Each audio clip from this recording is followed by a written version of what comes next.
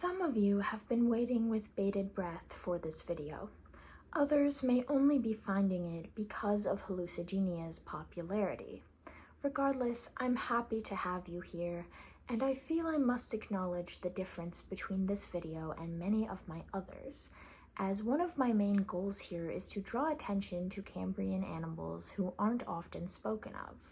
If you search Amisquia on YouTube, you get two results other than mine, both of which were posted 7 years ago.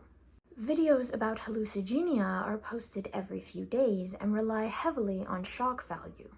It appears that Hallucigenia has even become a victim of cyberbullying. They ask you how you are, you just have to say that you're fine when you're not really fine. So why should I bother making this video if so many others already exist? Aside from my compulsive need to cover every organism mentioned in Wonderful Life, the main reason is that I intend to tell the full history of Hallucigenia, both natural and scientific, and boy did this worm cause a lot of drama. Charles Walcott first classified this strange worm as a polychaete. For those of you unfamiliar with polychaetes, I unfortunately find them all the time during fieldwork. Gould concisely describes them as the marine equivalent to terrestrial earthworms. In fact, they are members of the same phylum as earthworms, Annelida, known as the segmented worms. There are some lovely vintage illustrations of polychaetes out there, but in real life these guys are pretty gross. Hallucigenia was originally dubbed Canadia sparsa. Sparsa means scattered, in this case referring to the rarity of Hallucigenia fossils. Only about 30 specimens have been found, making up less than 0.2% of fossils found in the Burgess Shale. The genus Canadia contained 7 total species of extinct polychaetes.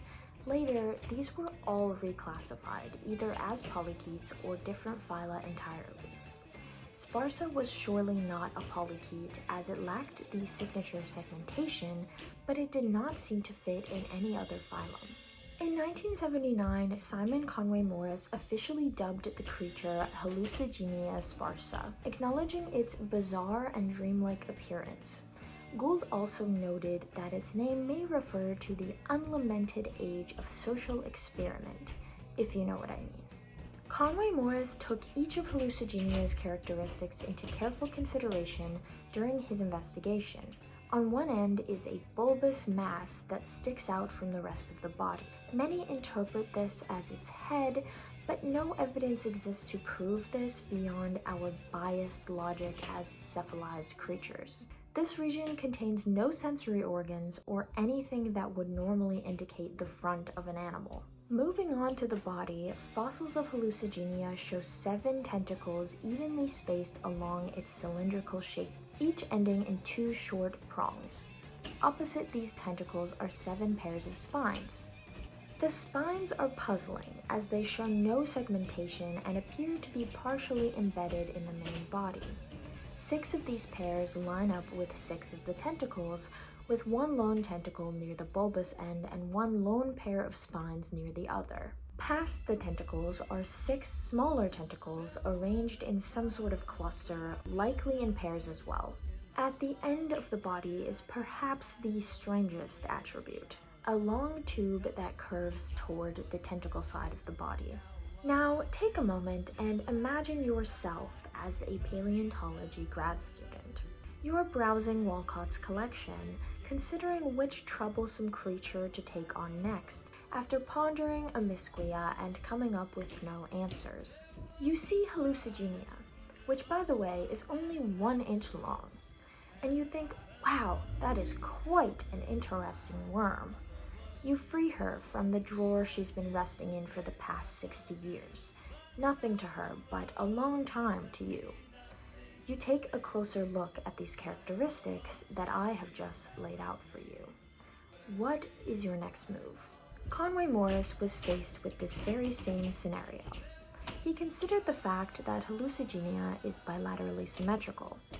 Animals that are bilaterally symmetrical are usually cephalized, meaning that they have a head, and they are usually mobile, so some method of movement must have been used.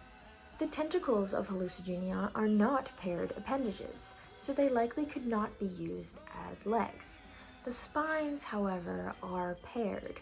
Conway Morris deduced that hallucigenia must have used these spines to prop herself up, comparable to the tripod fish or elazapod cucumbers.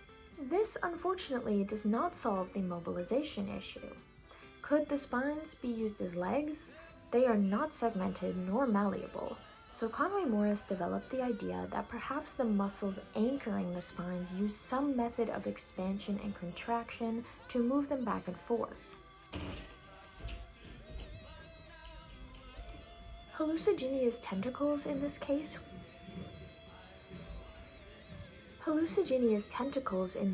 would be used for feeding, but this idea raised more questions than it answered, as none of the tentacles could reach the bulb nor the tube, rendering them pretty much useless unless they contained some connection to the gut on their own.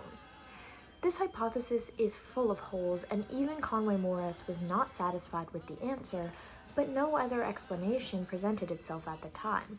In 1991 and 1992, papers were published by Swedish scientist Lars Ramskjöld, revealing evidence that hallucigenia's tentacles likely were paired, the second row concealed by sediment in most specimens, but shown ever so slightly by one special hallucigenia fossil. This discovery entirely flipped the narrative. Obviously, this creature used its tentacles to walk rather than spines that likely evolved for defense. Ramskjöld also noted that the bulbous end of hallucigenia may actually be a stain that commonly indicates an excretion of fluids during fossilization. This would mean that the tube end of hallucigenia is its head, while the other somehow contains the anus region. The exact shape of this region remains unclear. Ramskjöld's hypothesis also indicates that the 6 smaller tentacles are present at the bottom of the creature's front. While these appendages are not referred to directly, they appear on the reconstructed illustration as additional walking limbs. They could also be used as sensory organs or for grabbing things. This may be a more satisfying explanation of hallucigenia's morphology, but it tells us nothing about where she fits into the evolutionary tree. One hypothesis, originally introduced by Ramskjöld and Chen Junyuan in 1998, explores a close relationship between the lobopodians, which include hallucigenia, and onychophorans, also known as velvet worms. This hypothesis was supported by an animal very similar to hallucigenia known as Microdictyon sinica, which is found in China and linked to Onychophora by Chen in 1995. Velvet worms have another close relative that has also been potentially linked to hallucigenia, tardigrades. You may know them as water bears. Hallucigenia's link to both of these groups is mainly based on its claws, though the exact relationship between lobopodians, onychophorans, and tardigrades remains uncertain. The other prevailing hypotheses place hallucigenia in its own phylum entirely, or in a stem group containing other lobopods. If these explanations still seem full of holes to you, there is one other hypothesis. Hallucigenia was not its own animal at all, but rather a piece of a larger organism that tends to break off. The bulbous end is explained as the point of fracture from whatever creature bore it, which seems the most convincing part to me. This idea was put forth by Gould, and at the time it seemed more practical than Conway Morris's upside-down depiction. However, despite this logical assessment, Gould himself hoped he was wrong because hallucigenia by itself forms such a wondrous beast. I feel that we all can appreciate this sentiment as enjoyers of Cambrian whimsy, and in my eyes, hallucigenia is much more useful as an animal than an appendage. Useful may not be a proper term here, as, like many Cambrian creatures, hallucigenia appears quite experimental. This concludes the list of Walcott's worms, and I am pleased to announce a return to arthropods in my next video. Which ones? Only Gould knows. Apologies, not really, for the lack of Attack on Titan references in this video, as I think I stopped watching before the mention of hallucigenia, and therefore I feel I could not do it justice. However, I do petition for the inclusion of more Cambrian animals in anime. I fear we are missing out on an entire generation's worth of Pokemon. Thank you all once again for your support, and I hope to continue posting regularly, although I do fear my more tangible endeavors may start taking up so much of my time as to prevent me from placing as much priority here. I hope that my enthusiasm for Cambrian arthropods prevails, but balance is a tricky thing. Bye! You have to go on living, so one of us is living.